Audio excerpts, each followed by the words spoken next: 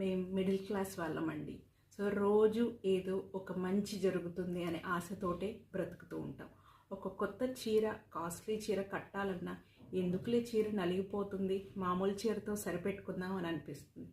బంగారమో వెండో కొందాం అంటే ఎందుకు అంత కాస్ట్లీ పెట్టి కొనటము, 1 గ్రామ్తో నడిపించేద్దాంలే అని అనిపిస్తుంది.